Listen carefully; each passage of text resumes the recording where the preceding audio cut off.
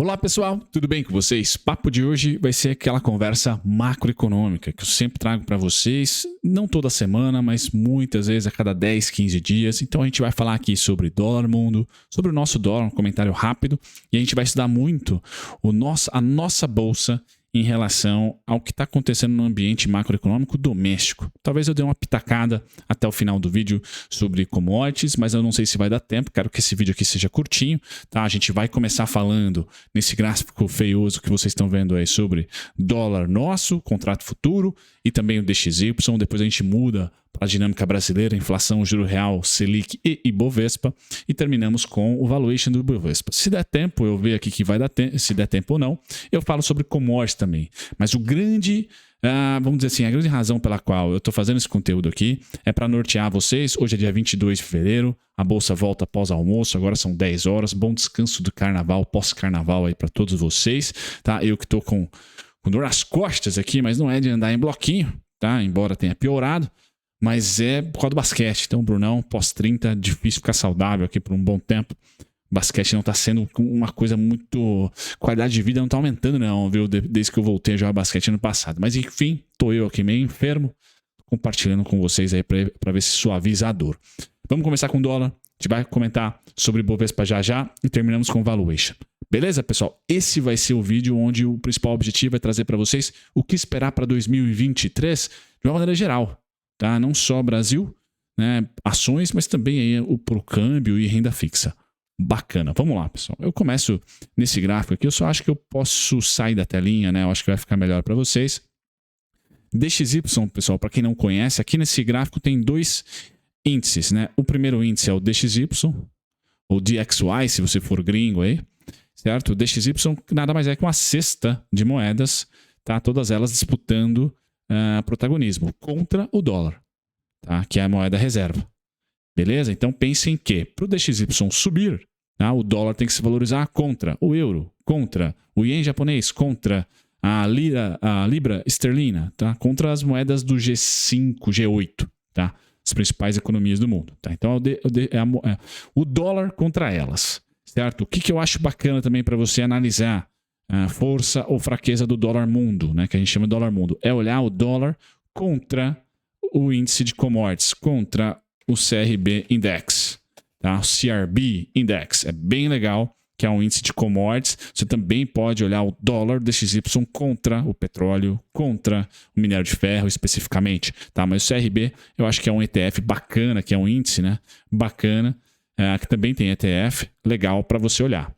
Tá, então o DXY é legal? Sim, muito bacana, mas você também pode comparar somente o dólar ou o DXY contra o CRB. Vai dar uma noção vai dar muita clareza, na verdade, se o mundo está comprando emergentes ou se o mundo está comprando nos Estados Unidos, se o mundo está comprando renda fixa, principalmente norte-americana. Se o dólar se valorizar, pessoal, é porque a política monetária está apertando, pode ser uma causa, ou porque o mundo está muito incerto, e o dólar acaba sendo atraente em períodos de crise, pelo menos no começo de um período de incerteza ou crise.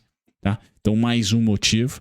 Tá? Ou, de repente, pós 2020, né, algum tipo de desequilíbrio entre política monetária e fiscal, mas não na terra do Tio Sam, fora de lá. Então, uma Liz Truss da vida na Inglaterra trouxe a Libra para baixo, aí o DXY subiu para chuchu, mais do que já estava subindo.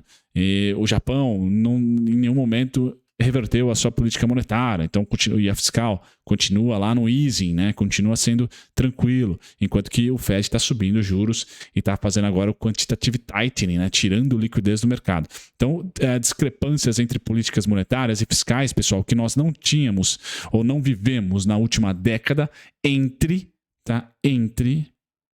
os países desenvolvidos, as economias fortes. Então, entre o DXY, que é comparado com outras moedas fortes do mundo, todas elas, né, todas essas economias, bloco europeu, Estados Unidos, Japão e China, vamos assim dizer, não que o DXY não compara com a moeda chinesa, mas entre os principais blocos econômicos, a política monetária e fiscal era a mesma. Agora, pós 2020, mudou. Né? O Fed começou a apertar antes do BC europeu, do BC inglês, e aí o DXY se fortaleceu bastante em 2021, no segundo semestre, porque o Fed, dentre o mundo desenvolvido, começou a apertar as suas condições financeiras antes. Então é importante olhar também o DXY no contexto agora de políticas fiscais e monetárias. Tá? Então eu dei aqui 3 principais causas aí para o dólar se fortalecer e sempre, ou pelo menos numa história recente, né, sempre que o dólar se fortaleceu, as commodities tendem a sentir um pouquinho mais. Então é um bom indicador o DXY para você saber como é que está o ânimo e a alocação de recursos emergentes, tá? Porque commodities tem muita ligação com os países emergentes, tá? Bom, o papo desse gráfico aqui não é dar essa introdução sobre correlação, né? Emergentes, dólar, commodities, dólar, políticas monetárias diferentes, dólar, tá? Não, agora esse gráfico tem o objetivo, pessoal, de mostrar em laranja o DXY, tá? E o grande rally que ele teve aqui no final de 2021, tá? Foi um rally forte, vocês podem perceber no gráfico de linha laranja, tá? Que o rally foi considerável, tá? Foi considerável esse rally, tá? E em candles aqui, um pouquinho mais difícil de vocês visualizarem, está o nosso dólar futuro, tá? Perpétuo aí, né? O contrato perpétuo, nosso dólar negociado em bolsa, na B3. Legal? E vocês podem perceber que na maior parte do tempo, nós tivemos um subindo e o outro também. Um caindo e o outro também, tá? Em alguns momentos, que eu vou circular, vamos escolher uma cor aqui em vermelho, tá? Em alguns momentos, nós tivemos, tá? O nosso dólar mudando de comportamento em relação ao dólar mundo. Tá? Até posso colocar, posso deixar assim. Tá? Foram aqui, eu destaco 4. Tá? Nós podemos colocar aqui também um pouquinho em 2013, tá? O período entre final de 2013, mas principalmente 2014 e 15, tá? Onde o nosso dólar subiu e o DXY caiu, porque o nosso dólar subiu aqui, pessoal, porque a política monetária fiscal dos Estados Unidos não mudou muito, tá? E a nossa mudou. Ou seja, nós tínhamos inflação subindo e não elevamos juro o suficiente, pelo menos não na ótica da Faria Lima. E também o fiscal continuou bastante expansionista. Então, inflação em alta, tá? Tivemos crise hídrica naquele momento também, o que gerou um pouco de incerteza dentro do Brasil, compra dólar, compra juros, né? Que é os gatilhos, aí, os remédios que a Faria Lima utiliza para manter ali um ganho, um retorno. Então, o dólar subiu aqui no Brasil e o dólar mundo despencou. Tá? Depois, nós vivemos um pouquinho o oposto. Tá? 2015, pessoal, o nosso dólar subiu, ainda não o oposto, mas a discrepância, o nosso dólar subiu e nós tivemos aqui, ó, uma queda no dólar mundo, uma estabilização, na verdade, do dólar mundo, tá? Enquanto o nosso dólar deu uma pancada para cima, depois voltou, mas essa pancada aqui tem nome, né? Impeachment. Tá? Tivemos impeachment aqui, tivemos risco político, tá? Bastante coisa acontecendo no país em 2015, 16 já. Legal? Depois, nosso dólar arrefeceu junto com o DXY. E aí vocês podem perceber que o DXY subiu. O dólar mundo fez novas máximas aqui, ó. Pau! Enquanto o nosso dólar não subiu. E aqui eu acho que esse cenário é o meu cenário base para 2023. O que aconteceu aqui, pessoal, em 2017, mas principalmente em 2016, meio do caminho. Tá? Aconteceu a taxa de juros a 14,25 aqui, Brasil. Então aqui nós tínhamos 14,25 de Selic. Tá?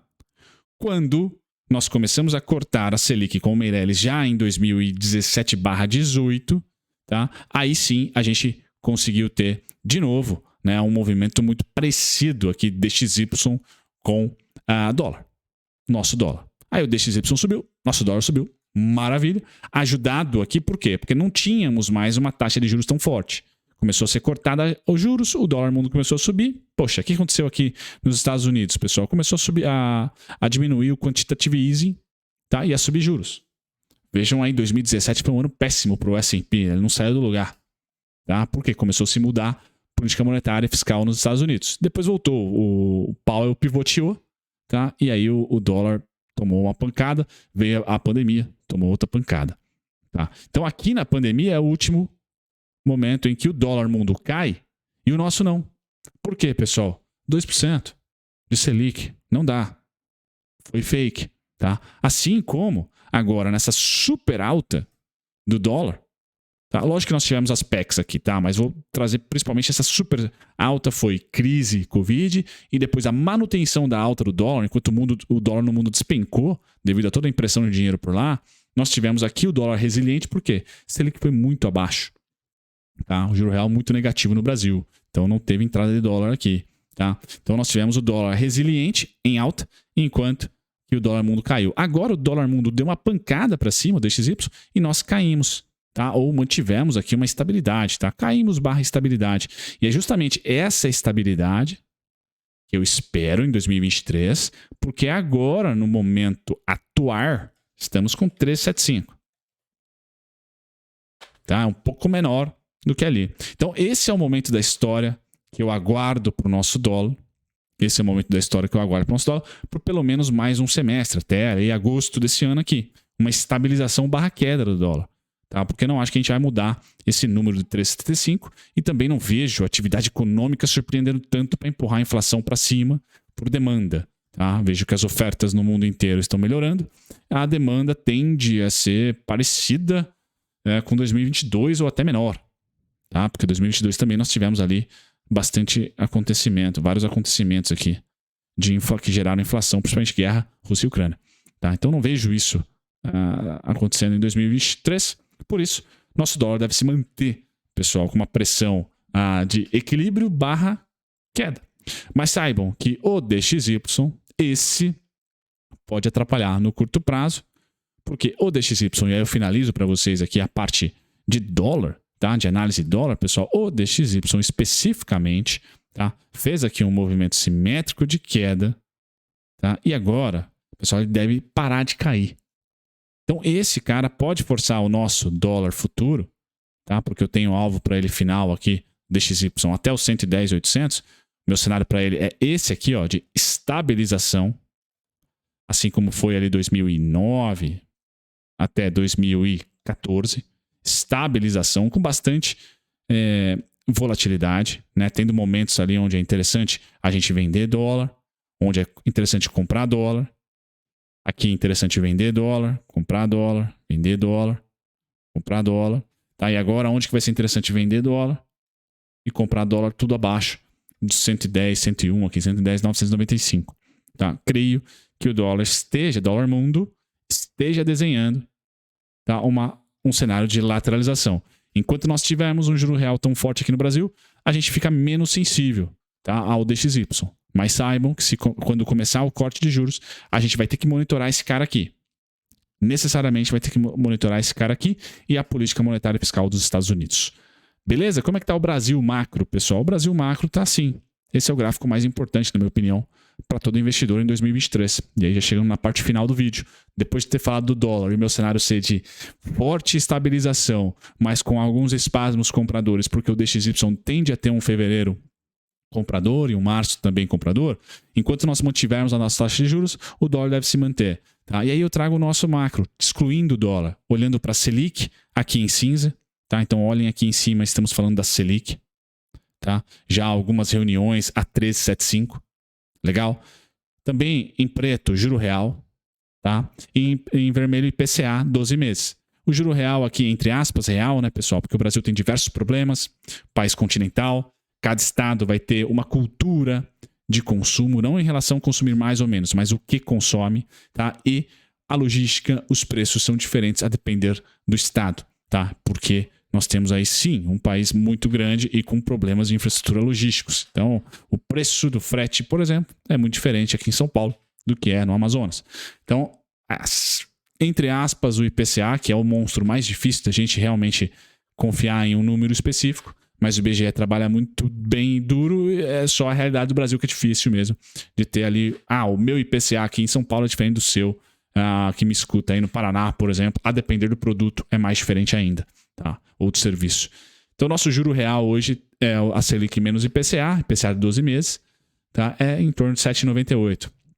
Juro real alto, pessoal, que mantém o dólar, na minha opinião, com esse viés que eu trouxe para você, mais quietinho, mais na dele, sem ter um viés de alta. Então é um viés que pode ter um espasmo de alta, mas já vai logo para venda ou para estabilidade, porque nós temos ainda o maior juro real do mundo, ainda. Quando começarmos a cortar, a pressão do dólar para baixo diminui. Isso é importante de saber. Também importante é o próximo gráfico, tá? Juro real em 8%. Poxa, a renda fixa está maravilhosa. E a bolsa, como que ela se movimenta? Aí eu adiciono a bolsa, tá? Então eu dou um complemento no gráfico macro. Para você, investidor de longo prazo, importantíssimo saber disso. Então, vocês podem observar agora em barras, de novo, Selic, pessoal, subindo. Olhem para a tendência, porque a Faria Lima, a Bolsa de Valores, é narrativa, é tendência, e não necessariamente o número que já está existindo hoje. Tá? Então vejam quando a Selic apontou para uma tendência de alta, o Ibovespa aqui em verde embaixo já apontava uma tendência de baixa. Certo? Enquanto nós tivermos essa tendência de alta, o Ibovespa, para quem do jargão de mercado, é subiu, vendeu. Tá? É subiu, vendeu. Bum, bum, bum. Legal? Enquanto a tendência, por isso que é bacana estudar política monetária e fiscal. Ler alta, ficar ali amigão do Roberto Campos. Quando mudar, seja lá quem for, ficar amigão, amigona de quem for. Tá? Então ali, política monetária é muito importante. Legal? Outra coisa que também não é muito amiga, tá? É a inflação, em vermelho. Inflação uma tendência de alta, certo? Inflação numa tendência de alta, o Ibovespa com problema. Muito problema. Legal? Juro real em tendência de alta, Ibovespa com problema. Tá? Agora, vejam que não precisou a Selic ser cortada para o Ibovespa começar a subir. Ela já lateral, assim como estamos vivendo hoje, lateral, o Ibovespa já parou de cair. Muita atenção, pessoal, porque nós temos hoje no macro a inflação caindo, infelizmente por mão grande. Quando voltar o combustível, os impostos, vamos ver como que a inflação vai reagir. Então, o 2023 ainda é um ensaio muito grande, ou seja, uma incerteza maior ainda. O Ibovespa não deve caminhar para cima, deve ficar ainda rígido lateral. Mas, se nós continuarmos com essa trajetória de manutenção da Selic e olhando para frente e vir corte, como foi em 2017, pessoal, como foi em 2017, a tendência é que o Ibovespa se valorize. Então, a queda, nós estamos no meio desse cenário aqui embaixo para o Ibovespa. Nós estamos no meio desse cenário. Já estamos vivendo topos e fundos descendentes. Porém, as condições macroeconômicas, porque a velocidade do aumento dos juros aqui foi lenta, paulatina. A velocidade aqui foi um foguete. Nós podemos ter encurtado, eu não sei, não tenho essa resposta, mas pela velocidade dos juros ter sido tão rápida de alta, nós podemos ter encurtado o fundo do Ibovespa. Então o Ibovespa tem toda a cara aqui de 2023, fazer fundo, se rompermos a mínima do ano passado, fazer fundo esse ano aqui, para não mais romper, tá? Mas nós agilizamos o fundo do Ibovespa devido a esse super aumento da Selic. Porém, pessoal, é o que tudo parece, esse corte não vai vir tão rápido como foi em 2017. Então, qual que é o meu cenário base? Tá? É que, sim, nós vamos cortar os juros. Tá? Nós vamos cortar os juros aqui. Ó. Só que ele vai ser lento, o corte, e pequenininho, de grão em grão. Diferente do que boa parte dos analistas estão achando. Vai ser um super corte. Não, eu acho que vai ser bem devagar. E olhando os dados, corta, passa ali algumas reuniões, corta de novo, olhando o dado, porque a inflação deve persistir. Ainda mais agora com a volta dos impostos. Então, pessoal, o Ibovespa travado, o S&P travado também agora, porque lá eles também estão com inflação. Isso é importante saber. Não precisa ter pressa para alocar recurso. A gente deve e está nesse mesmo cenário que nós vivemos há uma década atrás. Então lembre, né? Eu sou um analista que acredita que os eventos mudam. 2008 bem diferente de 2020, embora a resposta fiscal e monetária seja parecida, só com esteroides em 2020, tá? Bem parecido, tá? A única diferença é que 2020, na minha opinião, gerou um gatilho psicológico muito grande, e aí a economia comportamental e não liberal ou desenvolvimentista, onde as pessoas, quando receberam cheque, o cheque foi diferente, foi novidade em 2020, então as pessoas recebendo cheque, né, esse dinheiro impresso não foi para o mercado, para os bancos, para o mercado financeiro, para socorrer o imobiliário financeiro, não, ele foi também para consumo, então isso também gerou inflação, mas principalmente as pessoas ficaram trancadas e com a expectativa ali de não poder, de repente, de não voltar ao normal. Então, o consumo foi muito acelerado, a tecnologia facilitou isso também, tá? Tanto no envio de crédito, de dinheiro, quanto também nas compras, né? Internet, etc. Então, assim, isso gerou uma inflação que é uma novidade em relação a esse período aqui, de uma década atrás. E por termos essa novidade, inflação, tá? Por inflação ser a novidade, pessoal, eu acho que o mundo desenvolvido também vai passar por uma lateralização, tá? E o subdesenvolvido, né? Em desenvolvimento, pessoal, a gente já sabe. Não é novidade. Eu acho que só vai ser novidade para o S&P ficar lateral por um tempo. Tá? Para a Bolsa Brasileira não é tão novidade assim. E como nós vivemos com uma inflação relativamente mais alta historicamente, e mesmo assim nossa Bolsa subiu, eu acho que o fundo do Ibovespa está muito próximo de ter acontecido, ou se não aconteceu, vai estar aqui nos 88, nos 93, nos 91, muito próximo ali do fundo feito ano passado. Tá? E a gente pode ter acelerado esse fundo, mas com certeza não aceleramos, tá? A nova máxima. Então talvez a gente demore um pouquinho para romper essa nova máxima, mas o desconto do Ibovespa, ele, na minha opinião, está próximo ou já aconteceu, minha opinião. E aí eu termino com o PL, 20 minutos de vídeo, né, pessoal? Então não vai dar tempo de falar de commodities especificamente.